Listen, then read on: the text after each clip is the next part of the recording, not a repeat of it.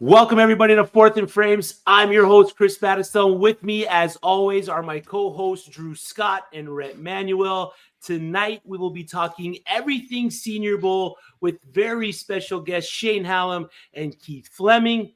Fellas, let's get it popping.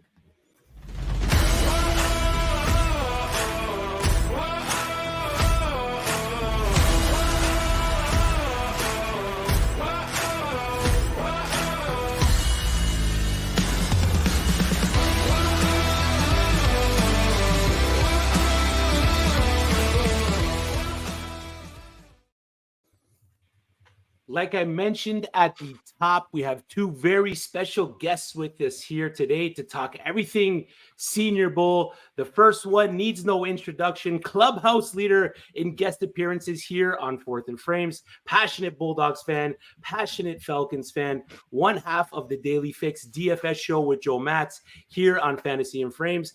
A man of many traits, including epic rants, our own boots on the ground at the Senior Bowl, Mr. Keith Flemming. Keith, welcome back to the show. Guys, always happy to be here. Is that true that I'm the leader in the clubhouse with guest appearances? Leader in the clubhouse. You're up to 3, man. All right. Well, I want to continue to keep that. So I'm a very competitive person at everything I do. So you let me know if it starts to get close. You just call me. I'll jump on anytime. Well, Jason Snyder tied you last week, and then you came on this week, and then you broke the tie. So damn you, Jason. Back in the lead. The other guest we have, another man of many talents, big part of DraftCountdown.com, where he contributes numerous pieces of content from articles to NFL mock drafts. And we're not just talking mock drafts for 2024. He's got mock drafts that go to 2026, offense, defense, everything across the board, straight NFL mock drafts. One of the most accurate mock drafters that I know. 2020 finished in the top 10 in accuracy ratings, according to fantasypros.com. Writer for Dynasty League Football. I discovered his great insight on the Devy Marketplace, where he shared the airwaves with Devy Kane and Nelly. 2023 football guys, fantasy football expo, poker tournament champion. Yeah. Shane Hallam. Shane, welcome to the show. No, thank you, Chris. Thank you for the good intro. It was nice meeting you down there in Canton this past year. And yeah, I'm just excited for draft season. It was a fun Senior Bowl week and getting to watch all that practice film all week. So I'm pumped to talk about it with you guys. Yeah. Did you eat as many Reese's as you can? How many Reese's did you get in you? Look. As you know, you've seen my protruding stomach. I mean, I don't see a Reese's that I won't eat. So I wore the Scott Fishbowl Reese's shirt. I had I love it today. Right on, Brad. I love More it. importantly, I need to ask you, how many Waffle House trips did you make since you're in the Deep South, my man? that now that's not my seat. I don't know. Waffle House. You never know what's going to happen there. I'm playing a little bit safe. So that's a shot to the South, man. Come on. No, we were there 3 times when we were there, and I am from the South. So we walked to the one right next to the hotel. Seriously, all 3 mornings for breakfast. It's an institution. Food in a show sometimes. And just to let you guys know, yes, the sketchier the Waffle House, the better the food is. 100%. Absolutely. Yeah, and if you're going to get shot or robbed, you definitely need to go in there. Yep, exactly. When I was down in Canton, I went to the Waffle House first time. I'm a Canadian, so it was first time for me. Great experience. I was told I was robbed of the experience because I didn't see a fight with one of the line cooks or somebody getting robbed. So next time I'm down in Ohio or anywhere in the United States where I visit a Waffle House, guys, I'm going to need the correct experience. Come to Georgia. We'll make it happen, I promise. Yeah. Look, if you don't see a fight or anything, you just got to take matters into your own hands. That's right. And if they ain't smoking it at the flat top, they're not doing it right. I'm sorry. But we appreciate everyone that's tuning in. We're going to be talking everything Senior Bowl from day 1 practice, day 2 to the game. Guys that we think are going to be risers for fantasy football, fallers. There's obviously some guys that have taken a hit since the Senior Bowl, and where the Senior Bowl fits in our analysis process as we head into rookie draft season. But before we do that, make sure you head over to fantasydata.com. Use promo code fantasy in frames to get 20% off your monthly subscription to some of the most useful fantasy football data and metrics out there to help you become a better content creator and or fantasy football player. That's fantasydata.com. Use promo code fantasy in frames to get 20% off your monthly subscription to fantasydata.com. All right, guys, let's get into why we're here. The Reese's Senior Bowl, one of the biggest events as we head into rookie season. After the Senior Bowl, we got pro days and combine, and then we head into the NFL draft. So Shane, where does the Senior Bowl fit for you in terms of rookie analyzation? Is it something that is prevalent? Is it just another small tool in your toolbox where you try to just maybe get a handle on some guys that you didn't really dive deep into during the regular season? It's a small piece of the puzzle. I don't think we want to over exaggerate the importance of the Senior Bowl. I think if you do that, you start to lose the 3, 4, 5, 6 years of film that we have to go off of. It's not a pure numbers game like the combine where you can't compare apples to apples. I think for me, what the Senior Bowl does is shows me some players going up against defenders that they don't normally go up against. So sometimes you get a little better level of competition. You're able to assess that, and it helps put guys on more of an even playing field. The other thing is I have my evaluations of these players going in. If I see something at the Senior Bowl or on the Senior Bowl film that doesn't match my evaluation, good or bad, then you go back to the tape. Right? That's when you go back and say, that's what I've been doing this weekend and this week is going back and watching these players again. What did I miss? Did I miss something? Which evaluation do I want to go with? So no one's getting vaulted up 5 rounds or getting tossed down 6 rounds in the NFL draft, right? We're talking about a round movement at best. And I think you just want to pump the brakes a little bit. We've seen the Tank Dells work out, right? Sure. Be Senior Bowl. I was down there when Marquise Goodwin was down there and blowing everyone away. That didn't work out. So you just got to be careful. Yeah. I agree with that. And one of the big guys that were, especially day one of the big names that came out of the Senior Bowl, there was actually 2 wide receivers that were really being pumped up from the practice film that we did see and the reports coming out of that day one practice. And those 2 guys, I'm sure Keith knows one of them very well, being a Bulldog fan, is wide receiver Ladd McConkey. And then from the Michigan team, Roman Wilson, another wide receiver that stood out on that day one practice. So Keith, for you, knowing Ladd McConkey, having a good understanding of who Ladd McConkey is as a wide receiver because of how close you are to the Georgia system there, was he was he as much of an underdog as fantasy Twitter kind of made him out to be before the Senior Bowl, or was he a guy, college football, very, very well known? First of all, let me just say that unlike Shane, I am not an expert evaluator. I am trying to learn this. I am a data nerd, as you guys know from DFS. That I live by numbers. So there is some correlation. But the thing I'm really trying to learn, and the reason I've gone to the last 2 Senior Bowls, is going with Alan Sandlich, who is a great reference because he is somebody who grinds tape and really understands like what you need to look for that is not number related to these players. It's just something cool for me to learn that I enjoy already, but I do want to set that off that I don't claim to be some great talent evaluator or anything like that. As for Ladd, I think anybody who had really watched him knew that this guy is going to be a problem at the next level for opposing defenses. He's an unbelievable route runner, has great speed. I'm actually curious to see what his 40 time is. The fact that he hit, 20 plus the first day usually means from history he should be just sub 4.5, but it's really more of his start and stop speed that is, what allows him to get open. He has unbelievable footwork.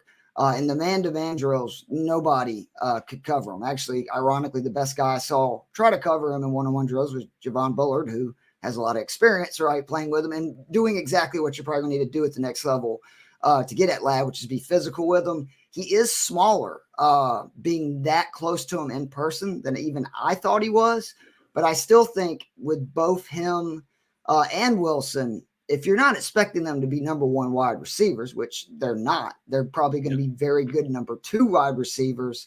I think they both have a lot of upside, not only in fantasy, but just being a player who could really help a team that needs another wide receiver. I look at a team like my Atlanta Falcons, right, who has two big physical guys in Kyle Pitts and Drake London, and I could see either one of them being a good fit in that offense if we can ever get a freaking quarterback. God bless the gods of football.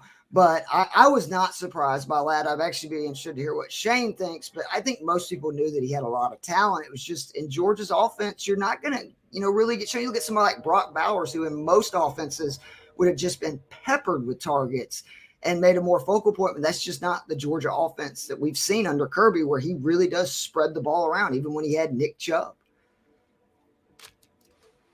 Yep. It's a great take there with Ladd.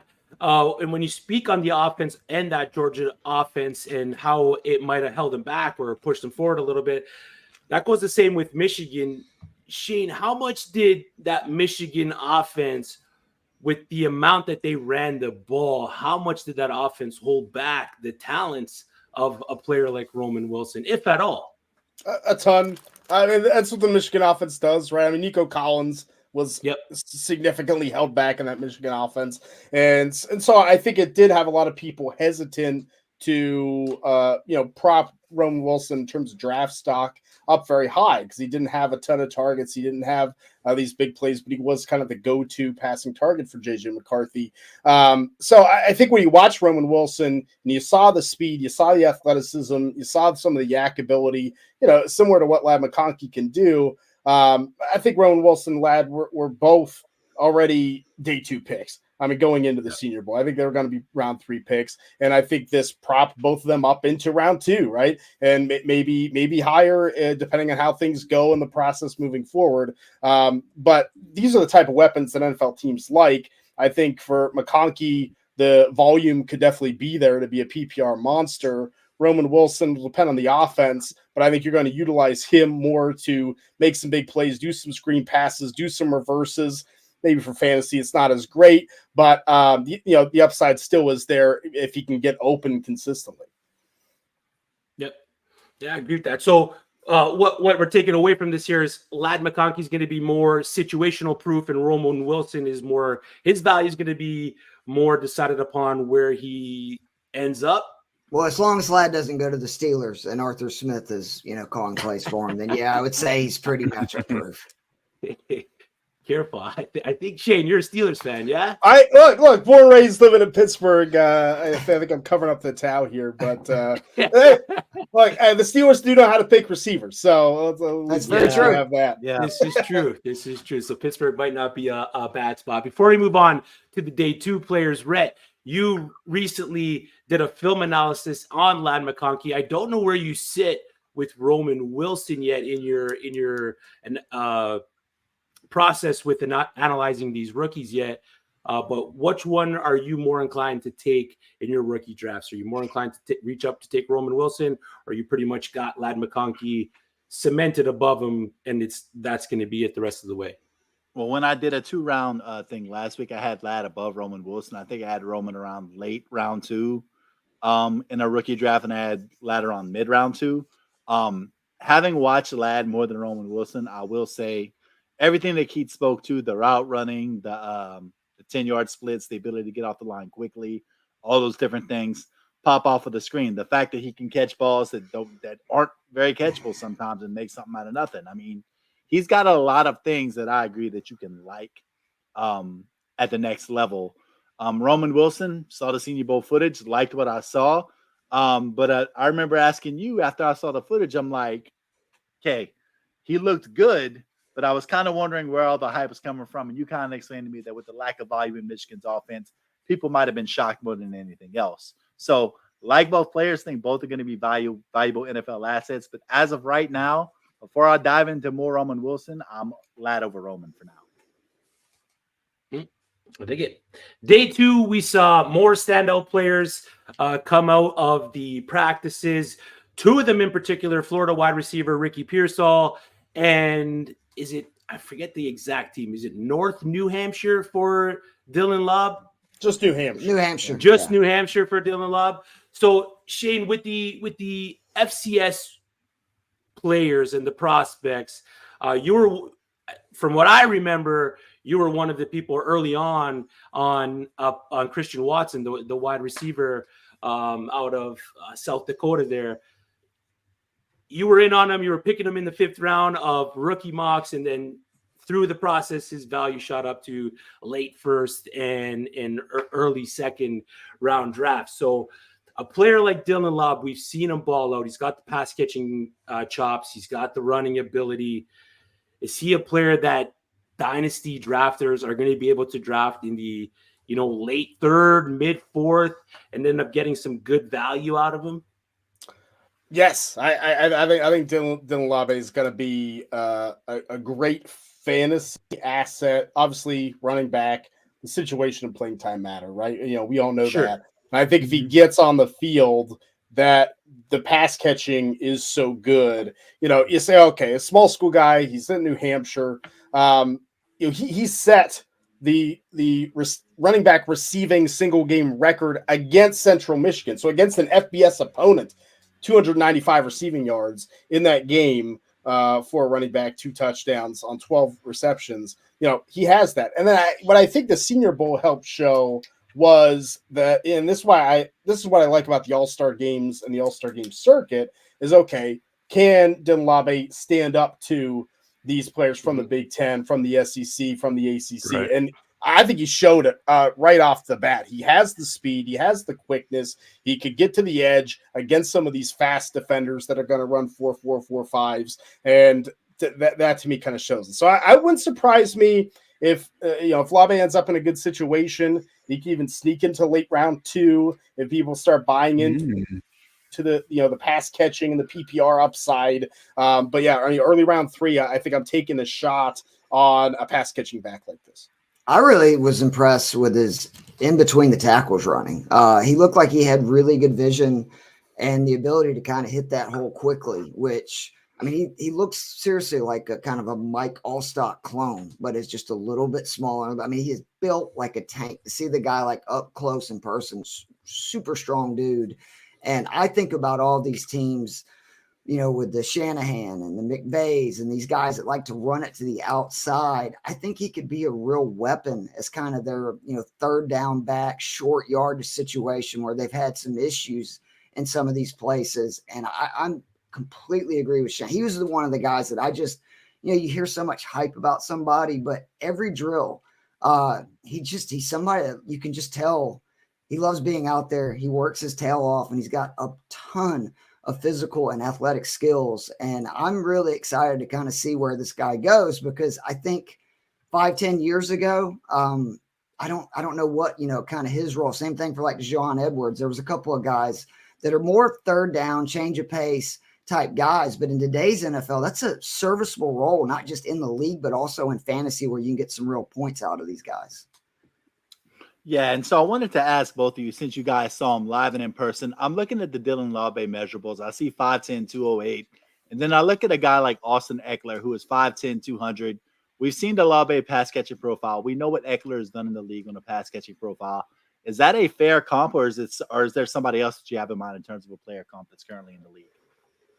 I mean, I think that's any undersized a little bit pass catching running back. I think we just want to toss Austin Eckler at them, right? I mean, that's the upside. That's he's the upside way more physical, though, don't you think, than that, Shane? Too, like, to me, from what I saw, he just, I mean, I don't think he's just a 3rd down back. Like, I liked what I saw, seeing him running in the trenches.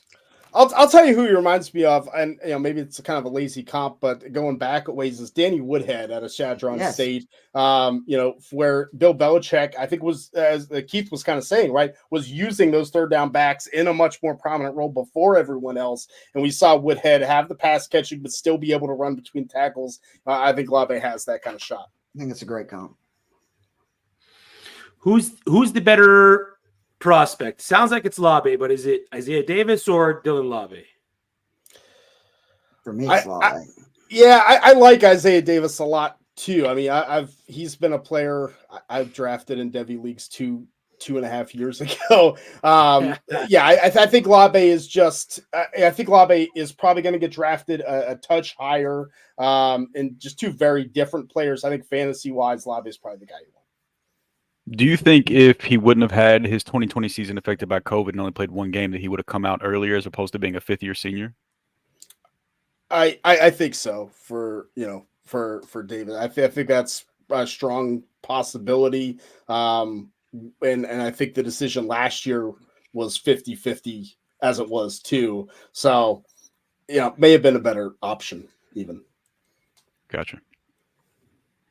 All right, there you go. Another standout on day 2, wide receiver Ricky Pearsall, 6'1", 190, primarily a slot wide receiver. Florida's leading wide receiver last season. Drew, I don't know if you've had Ricky Pearsall in your rookie rankings as of yet, but is he a guy that you could see possibly shooting up your rankings come NFL draft time or rookie draft season?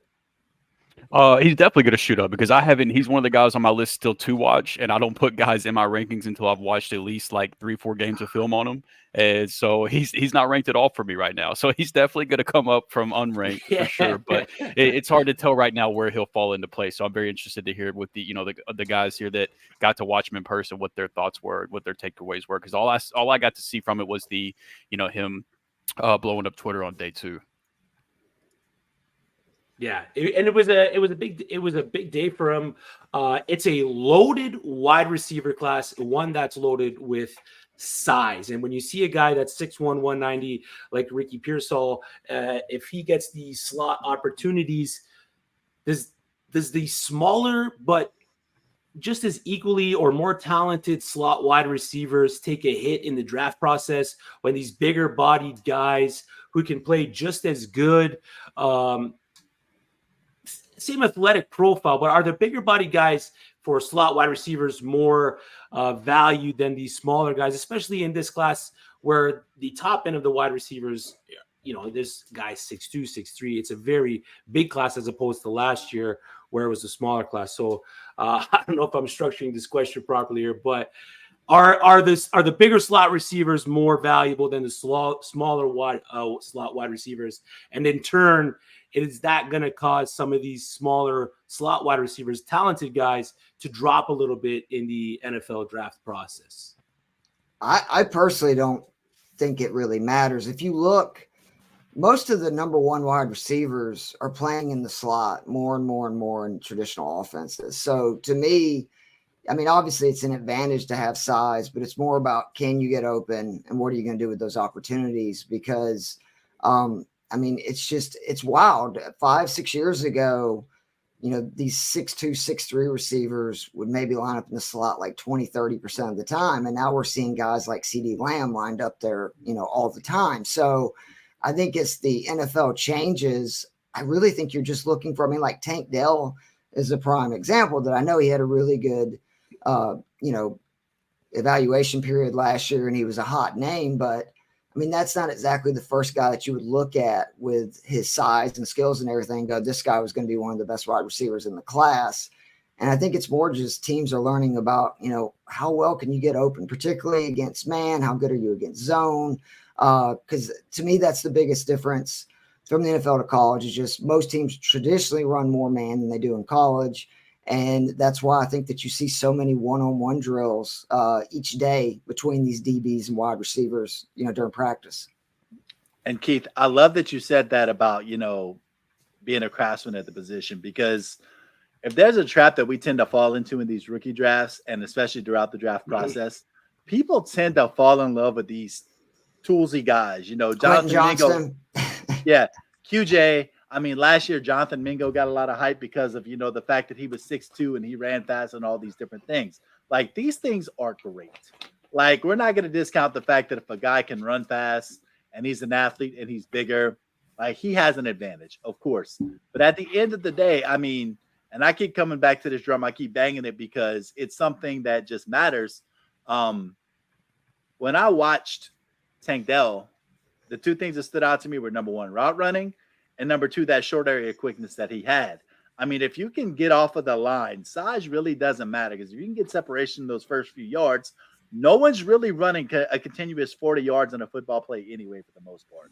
So and you can't punish undersized receivers the way you used to either, which is such a huge deal. As the NFL has got to where you can't really hit a wide receiver above the chest anymore without immediately getting 15 yards and potentially getting, thrown out of the game. It's really changed, in my opinion. Like, you notice the receivers are getting smaller and less afraid to go over the middle, where 20 years ago, there was very few wide receivers that would consistently go over the middle and take that punishment and survive and have a long career, because you get killed.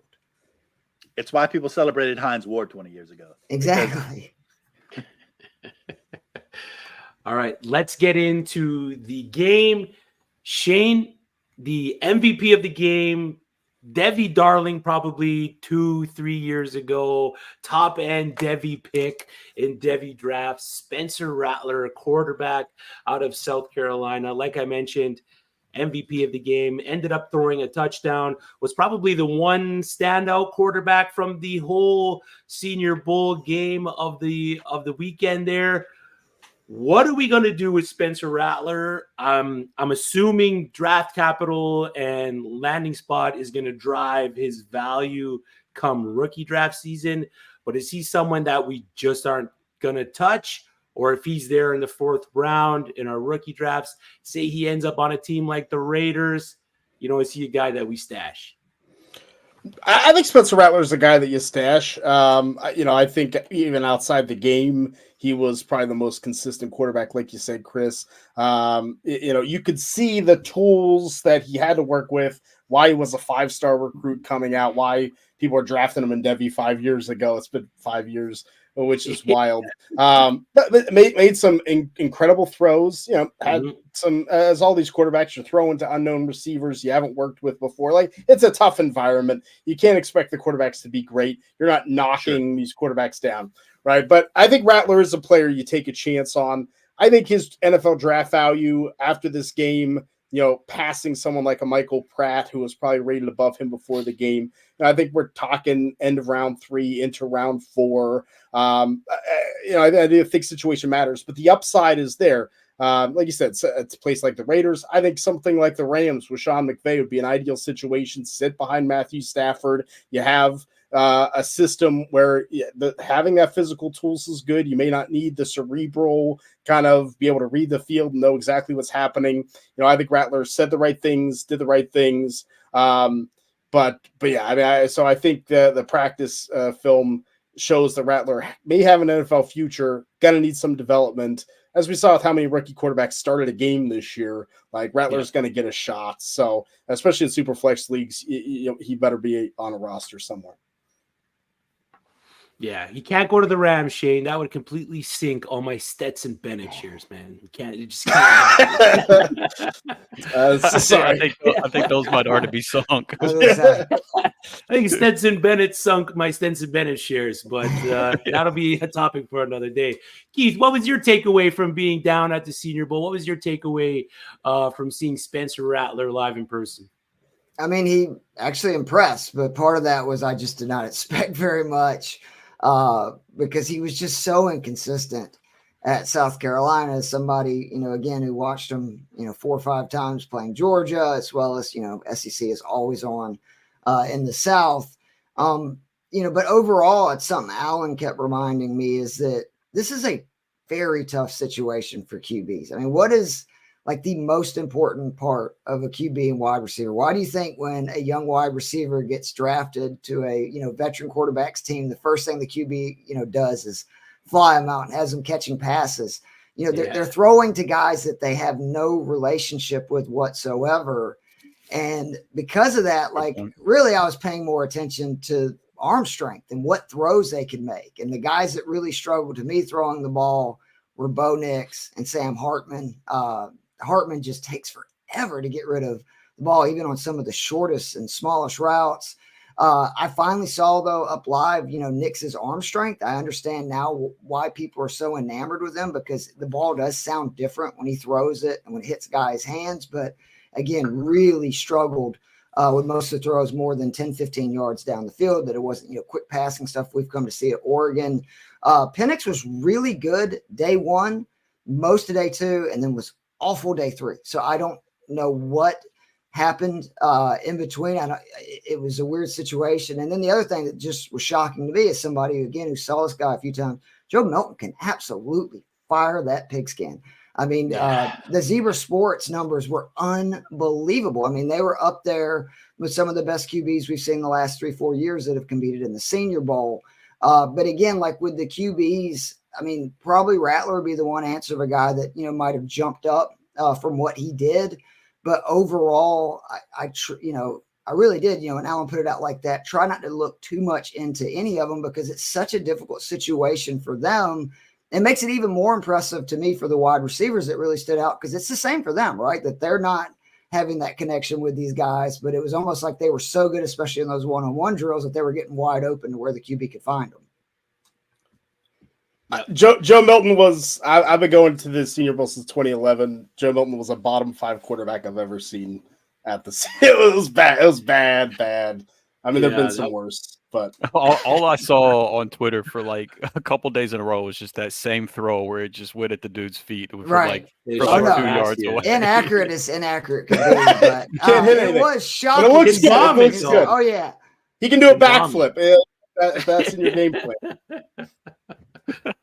Another standout during the game was TCU running back Imani Bailey, 4 runs and a catch, 35 yards on the American team's first 5 plays, ended the game, yards, 10 carries, 4 catches, and is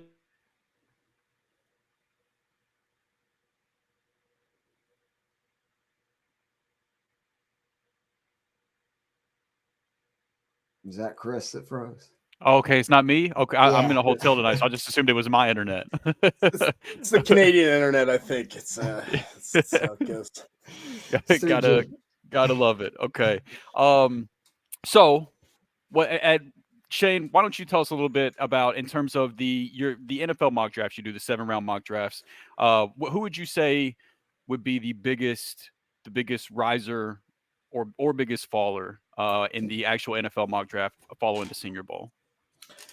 Yeah, I mean, in terms of skill positions, like I said, I think we talked about Ladd McConkey and Roman Wilson. I think they both propped themselves up kind of a round and a half to me. I think faller wise, I wouldn't even call them fallers, but as Keith was kind of talking about, Bo Nix and Michael Penix, I thought neither one came out to me and said, wow, this is a first-round quarterback. I've seen Baker Mayfield. I've seen Josh Allen. Yeah, I've seen Daniel Jones down there, right? Like those guys, very different. So I have a 7-round mock coming out Monday. I'm planning on having Nix and Penix in round 2, which is still, plenty good. But that's definitely been the case. Can we talk about some of the big guys? Because I would love to get your input on this. Like Jackson's Power Johnson was just manhandling dudes.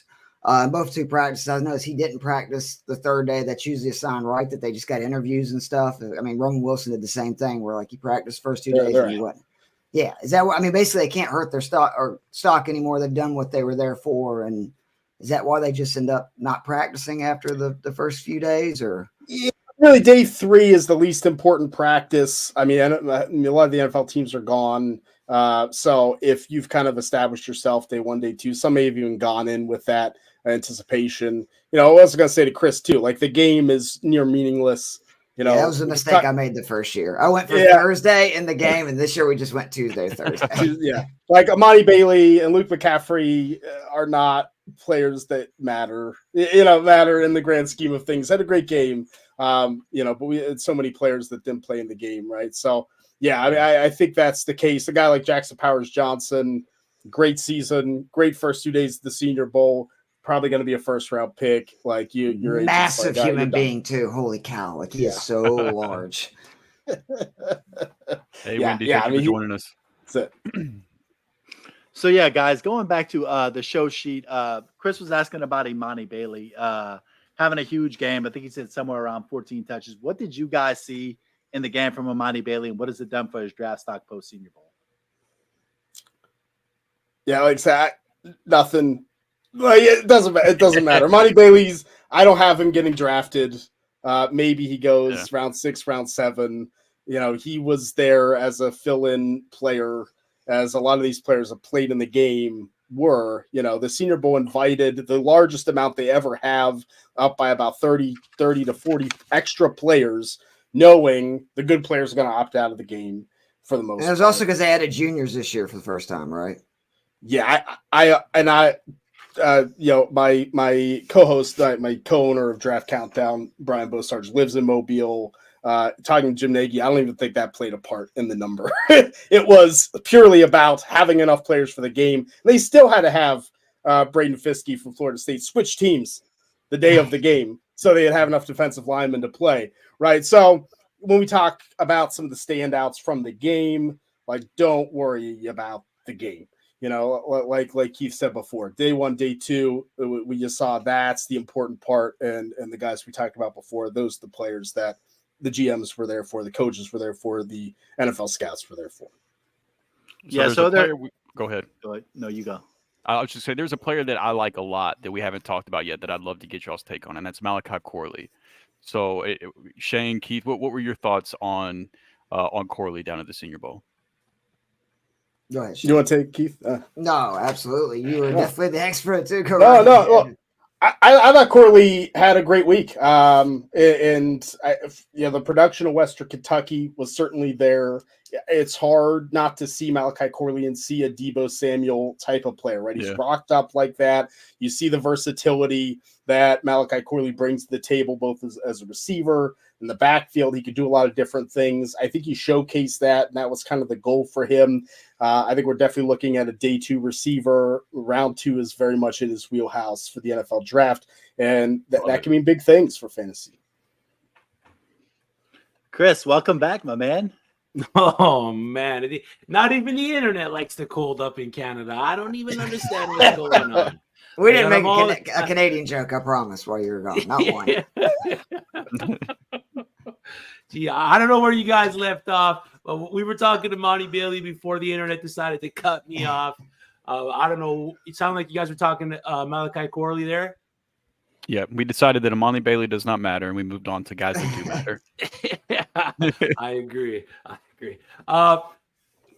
Before we move on to the next segment, does Luke McCaffrey matter at all? Is that a guy that we should be making a priority in our rookie drafts? He is someone that, for me, it depends on where he goes. Just watching him, actually got to speak with him a few days.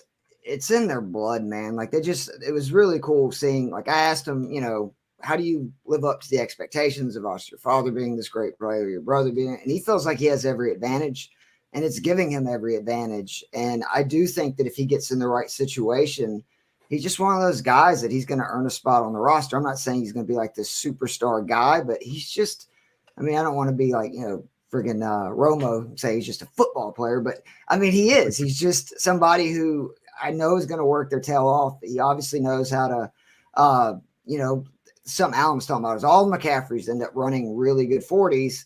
And it's because they run like robots, like every one of them does. They all run the exact same style, which you would teach like for track and field. And that's, again, not only having athletic abilities, but also just a system in place where you know how to get to where you're going. I think that in the right spot, McCaffrey could actually be a very solid pro player. I think he'll be lucky to be drafted. I like he does not have the explosiveness or the burst that I want. You know, it might be an experience in position. Like, look, I think what Keith said, the bloodlines element could have someone take a shot in round 4, round 5. I mean, it certainly can happen. I've seen it happen before. I don't see an NFL player I would pass.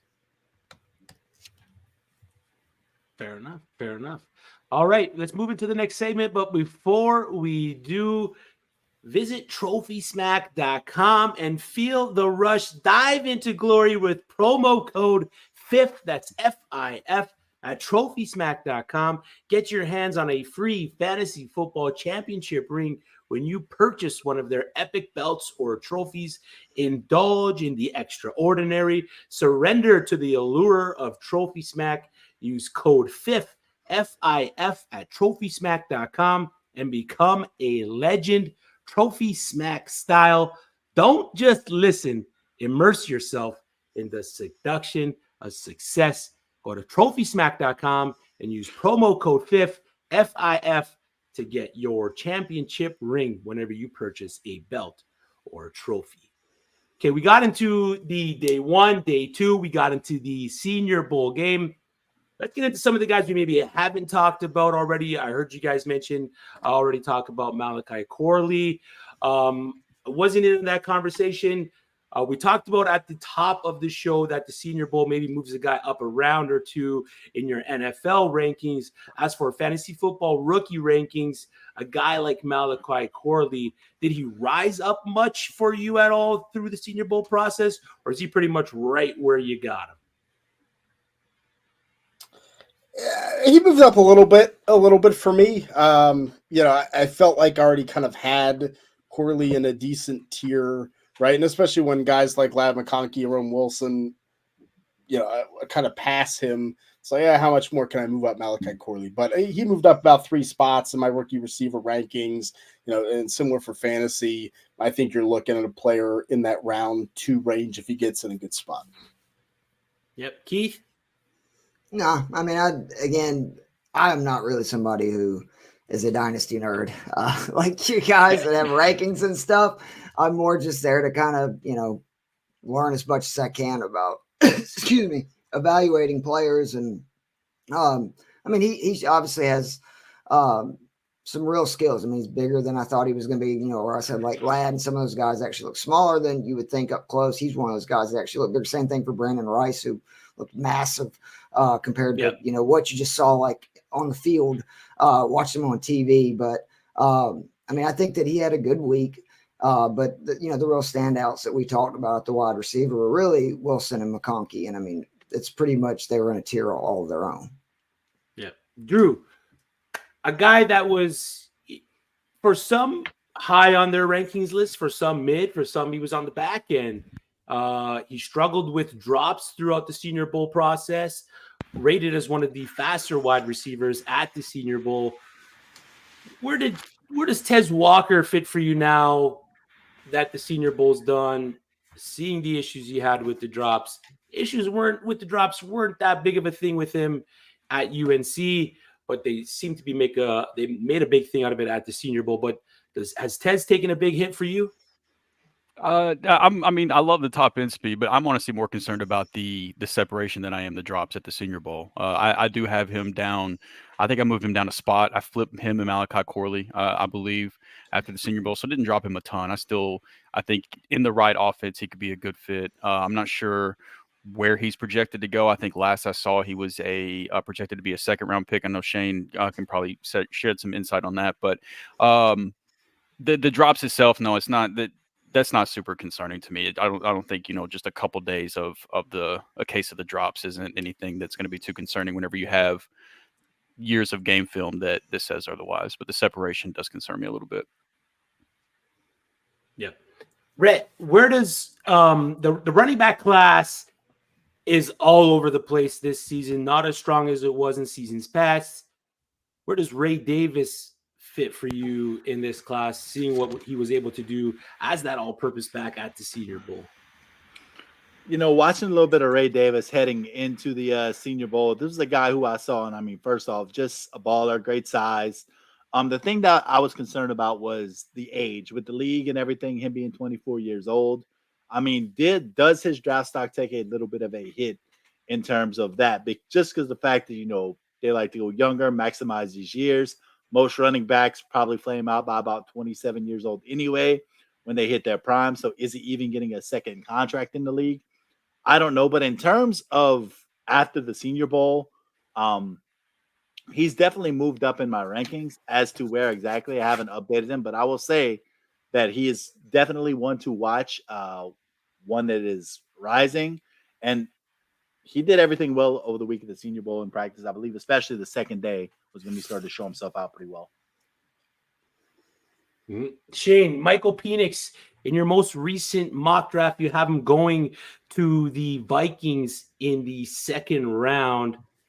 Did the Senior Bowl do anything to his draft stock? Do you see him creeping up into that first round? And if he gets that first round draft capital, is he worth a back end first round rookie pick? I mean, I think the inconsistency probably keeps him in that second round. I think both Penix and Bo Nix aren't touching the top three, and we'll get the jury still out on JJ McCarthy and where he ends up. So ultimately, still, high round 2 isn't bad for a quarterback. You can definitely get that opportunity. We saw with Will Levis this past season, and so if we're talking super flex, then yeah, I think Penix and Nix both will be worth that late first and the early second round pick. Even if they are second round NFL draft picks, one QB, I think they'll probably take a hit down into the third. Yeah, is my guess after this week. Particularly if he ends up on a team with a good offensive line. Something that Allen kept pointing out over and over again is when the pocket collapses around him, that is when most of his worst passes came from, or most inaccurate passes came from, is when literally it's coming in around him. That may have been why Washington ran the offense they did, where they rolled him out and there was so much motion and stuff.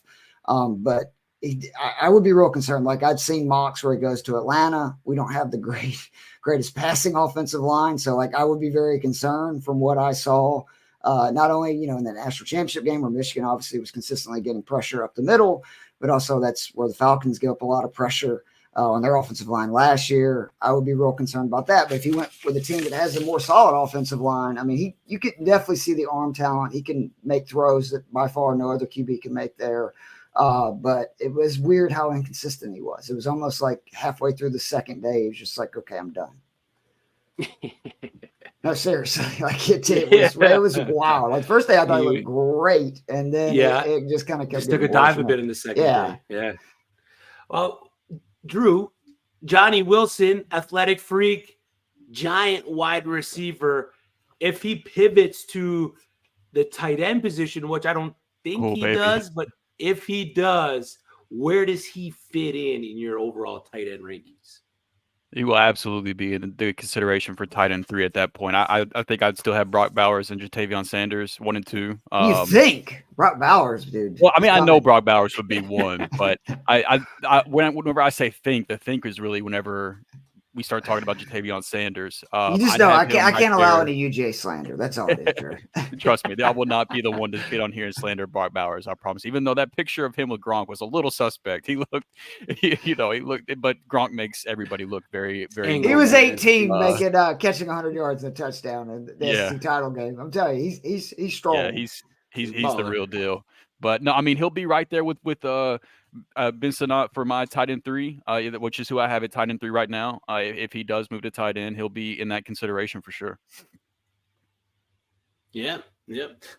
Keith, Shane has you were praying to the fantasy gods earlier about the Atlanta Falcons drafting or getting a quarterback. Shane, in his most recent mock, has Bo Nix going to the Atlanta Falcons. Is that an answer to all of your prayers? That is my worst nightmare. If you'd have think I went on a rant last year when we took Bijan over my boy Jalen Carter, Bo Nix is not the guy that I want. And again, part of that's bias of just having seen him play Georgia and Alabama and really struggled in all of those games. And Georgia and Alabama are littered with NFL players. But I mean, at this point, we just need an okay quarterback. So Shane knows a lot more about this as me. If he's telling, me that would be a good selection for the Falcons, I'll trust him. Well, I don't know if it would be good selection. The Falcons don't always make the best selection. So trying to predict. Look, I'm coming out with a new 7-round mock Monday. The Falcons will be getting Spencer Rattler in round 4. I don't know if that's helping you any. I would feel better about that. I just don't want to spend it if it's got to be the guy, right? To me, if we trade up to get one of those top 3 QBs, I'm okay with giving the capital, but I just do not want to see us spend a first round pick on a reach. And in reality, we've done it in 3 straight drafts, and that has not worked out so great for us. Talented players, but you know what I'm saying? They're all reaches for when you take them. Like we took a tight end 3, we took a wide receiver 8, and then we take a running back 8. Like you don't see teams doing that. Teams reaching up to draft quarterbacks in the late first or mid first typically hasn't played out all that well either. So, I agree with you. I would rather see them jump way up to get one of the top 3 as opposed to settling for a guy in the back of the first or a luxury pick in the second, things like that. I wouldn't feel good about that either. I've seen some mock drafts that have the Rams taking a quarterback with their first round pick, and I just pray to God that doesn't actually happen. Well, but Sean McVay at least has a history of being able to take these guys. Like he fixed Baker. You know what I'm saying? Like he's done all this stuff with different QBs. So I could trust them a lot more. I'd rather them take Rattler, like Shane was alluding to earlier. Take him in the 4th instead, and let McVay work his magic on that instead of taking Nix or Penix at the back of the first. Just give me the 4th round guy instead. Fair enough. All right, Rhett, I got 2 more players I want to get into. One of them, polarizing wide receiver pre-Senior Bowl. He's going to be a polarizing wide receiver post-Senior Bowl as we head into the Combine and the NFL Draft. Xavier Legette. You've dove into him. You have that little your scouting profile of your film analysis on him. With everything we've seen from day 1, where it was reported that he struggled, day 2, it was reported that he was turned it around and absolutely balled out. Has the Senior Bowl carry any weight on your analysis of Xavier, and have you moved him around at all in your rankings? I think I moved him down a little bit post Senior Bowl. The thing that has always concerned me about him is this. And Shane spoke to it in the fact that earlier where we're talking about we don't want to let the Senior Bowl affect us too much.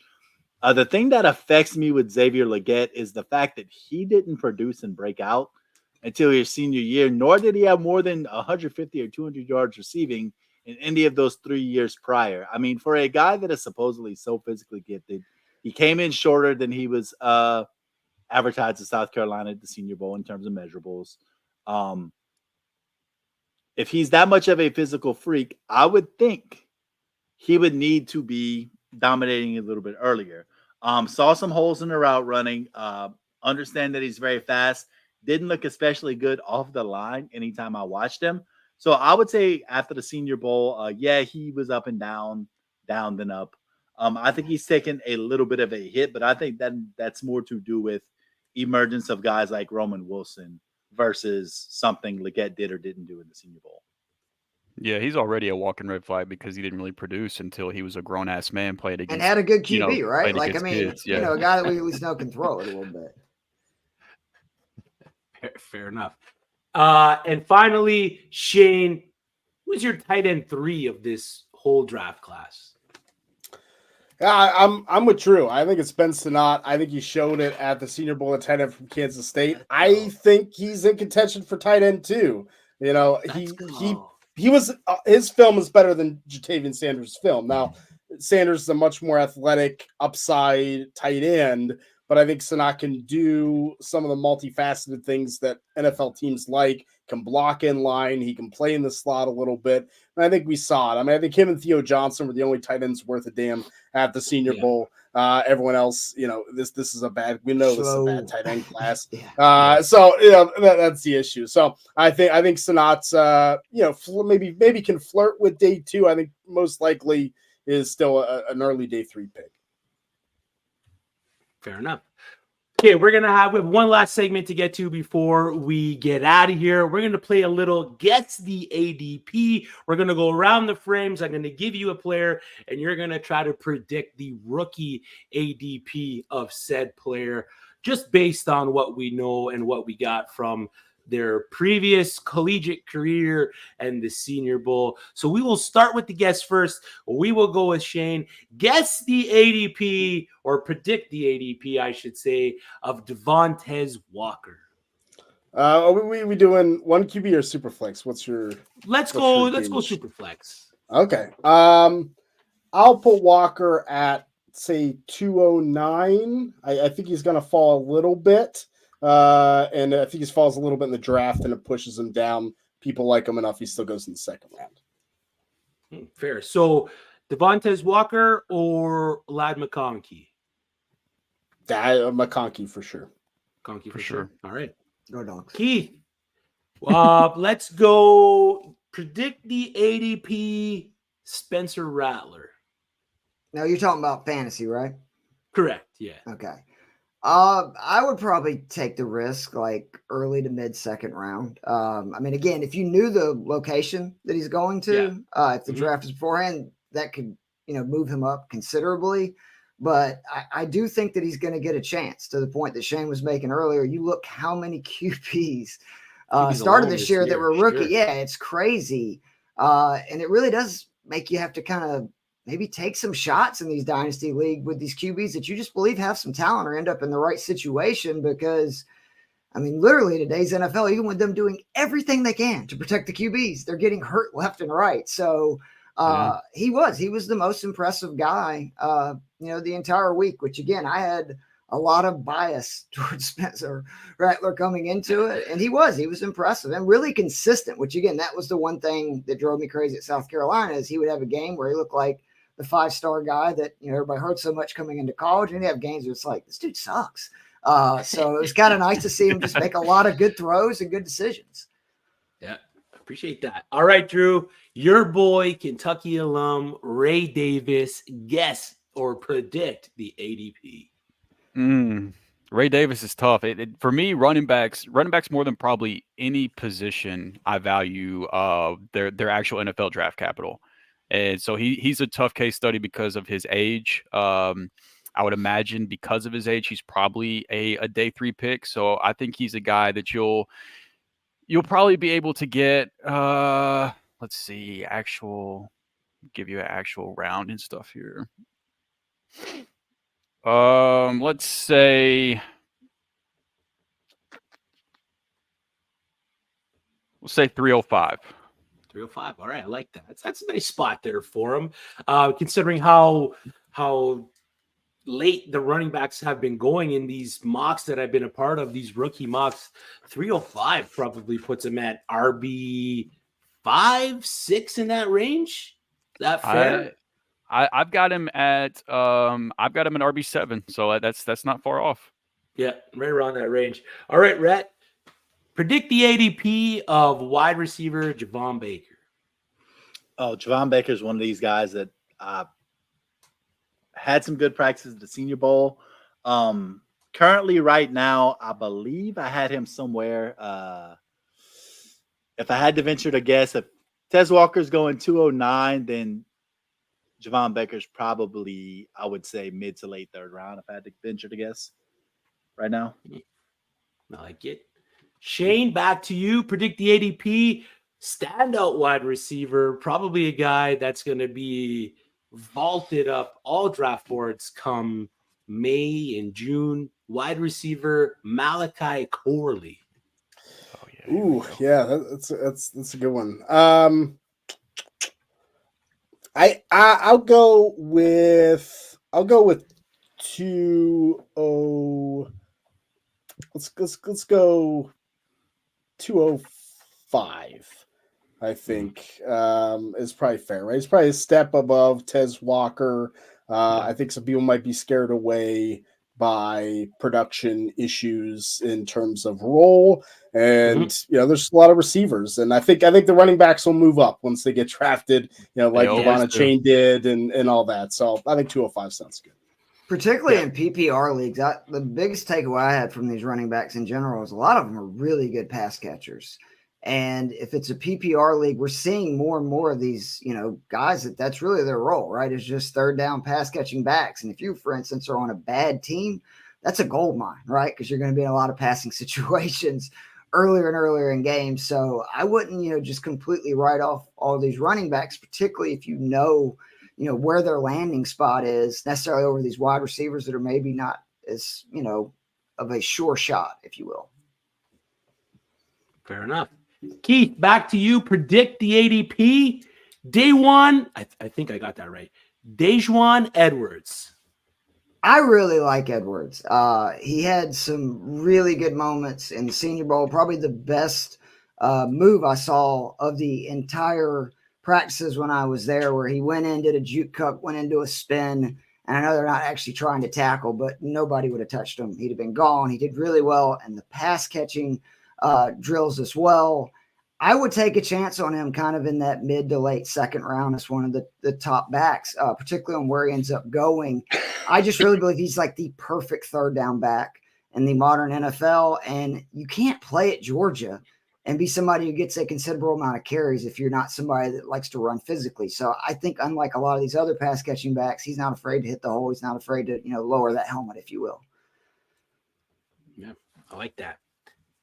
Drew, one last one for you. Predict the ADP. A guy that when we did our way too early rookie mock, went in the back end of the first round. He's been taking hit after hit since. Predict the ADP of Bo Nix. Well, hey, Shane, where did you say you were going to have Bo Nix going in your mock draft on Monday? I don't think I did say, because okay. Well, don't spoil it then. Don't spoil it. Where did you have him in the last one? It's funny because I'm gonna have him go in round 2 to the Rams, so you can man, what a question! What a question for me to ask. If he goes round 2 to the Rams, I think I think it'll be a very similar Will Levis type of ADP. So back into the first, early second, which means I will have no shares of him in any of my rookie drafts. That's fair enough. And finally, Rhett, predict the ADP of tight end darling Ben Sinnott. All right, Ben Sinnott is one of these guys. I think I'm with Shane. He's my current tight end 3 behind Brock Bowers and Jatavion Sanders. That being said, there are a lot of guys ahead of him that people just kind of love their potential. And in the Superflex format, a guy, the third tight end, don't know how often you see 3 tight ends really coming off the board. So I'm going to say if you do see Ben Sinnott go in a rookie draft, it'll probably be around that 4th round or so. Yeah, he's going to be a really good value in rookie drafts this year. Really good. But value. Don't fall for what we've seen the last couple of years with again, like I think Brock Bowers is the truth, but we've kind of got spoiled with all these tight ends hitting the last couple of years. And I just don't know if that's something that can continue. You know what I mean? Because I think these guys really are special dudes. Right. Yeah. Like the Trey McBrides and stuff. They're just really just freaks. And I think Brock definitely qualifies for that. Hopefully Kyle Pitts will be one again someday before he's not an Atlanta Falcon, which is my worst nightmare. Is he'll like sign with the Cowboys after his rookie contract and then have 1,500 yards and 10 touchdowns. But well, spoiler alert, I'll be doing a Dynasty buy profile on Kyle Pitts in this offseason. I think he's a screaming value right now at his Dynasty ADP. Coming off second year of a knee surgery, which is something I think a lot of people forget about last year, was still kind of recovering. It takes bigger guys. It usually takes about 2 years to get all their speed all the way back. He didn't look like he was full speed last year. No, I mean he put out the post on Instagram, right, where he said he was playing through the injury basically all year. So just trade him for Brock Bowers. That's what you should do. I would love that. No, in fantasy, I mean just trade. Oh, right, yeah. I dig it. I got one more, Shane, for you. A guy that helped me last season in my college fantasy season altogether, got me to championships. He was great throughout the year, and that's wide receiver Jamari Thrash from Louisville. He was part of the Senior Bowl. Where do you got him? It's a loaded wide receiver class. Where do you got him in your wide receiver rankings? I thought he had a great Senior Bowl week. I think Thrash and then Marshawn Lloyd, the running back, Lloyd USD as well. Too, had a great week that I wasn't expecting. I think Thrash, because the good receiver class, I think he's maybe could be like a surprise 3rd round pick. People are like, oh, I didn't think he'd go that high, but probably more early day 3. So I'm thinking more 311, 312. You're taking that shot if he has a little bit of draft capital or maybe lands in a good spot. Yeah, I dig it. He was great for me last year, and I appreciate everything he did for my college fantasy football teams. That's it for us. We appreciate everyone that joined us and liked the stream or subscribed to the channel, dropped a comment in the chat. Special thank you to our two guests, Keith Flemming and Shane Hallam. One thing we enjoy doing on this show is giving the guests the frame to promote everything they got going on inside of fantasy football or outside of fantasy football. So, fellas, Keith, you can go first, and we'll let Shane close. Let everyone know what you got going on, brother. You got it. Just real quickly, I do want to say, though, because kicking does matter. The punter, Torrey Taylor from it's Iowa, right? Yeah. Unbelievable. Like watching him all week, whether it be corner kicks, just how much of a boot he had. I interviewed him. The dude's like 6'4". He's giant. He's Australian. He's awesome. He got a vote for Big Ten Player of the Year from another coach in the conference. I think this kid's going to be one of the best punters in the game for the next few years and moving forward. Really cool dude too. But anyway, sorry, side rant. You know how I do. You can follow me on Twitter /X. That's at Keith Flemming, KeithFlemming. Me and Joe Matz will be doing on Fantasy Six Pack our Super Bowl preview tomorrow night. The time TBD. Friday, we'll be doing the same thing on Fantasy and Frames. We have some special guests coming. I'm going to be on ESPN Northwest Florida tomorrow. I missed it today because I was feeling like crud at 1 p.m. Central Time, 1 p.m. Eastern Time, 12 p.m. Central. We're going to talk the Senior Bowl, going to talk obviously all the DFS prop bets for the Super Bowl. And then we will be pivoting to golf. And that's what I'll be doing as well for my article each week on Fantasy Six Pack. And me and Alan are actually getting together on Tuesday nights to preview golf tournaments, give some of our favorite bets, props, etc. We had a really awesome year last year. Hope to follow that up. But be sure to subscribe to both Fantasy and Frames and Fantasy Six Pack if you haven't already. And appreciate you guys having me on as always. Love chopping it up with you. Appreciate you. Shane, let them know where they can find you, brother. Absolutely. You can head over to draftcountdown.com. And like I said, on Monday, I'll have a 7-round mock draft being released. I released my kind of who made the most money, who lost the most money in the All-Star Game circuit today. You can download the podcast, The Draft Countdown, wherever you get your podcasts. You can get if you want my rookie rankings, Devy rankings, that's all over at Dynasty DLF at dynastyleaguefootball.com as well. Yep. Drew, Rhett, any last words, final takeaways before we let these guys go? Puka Nacua for Rookie of the Year. Amen. No. Who's your rookie, Shane? Is it Stroud? Look, I'm an Ohio State alumni. I'm an Ohio State alumni. I gotta rep Stroud here. Attaboy. QBs can't win every award though. That's my only thing. Yeah, the NFL hears you and says, "Hey, watch this." Yeah, double down. I appreciate it. For Drew, for Rhett, for Keith, for Shane, I'm Chris. We'll see you next time. Toodles.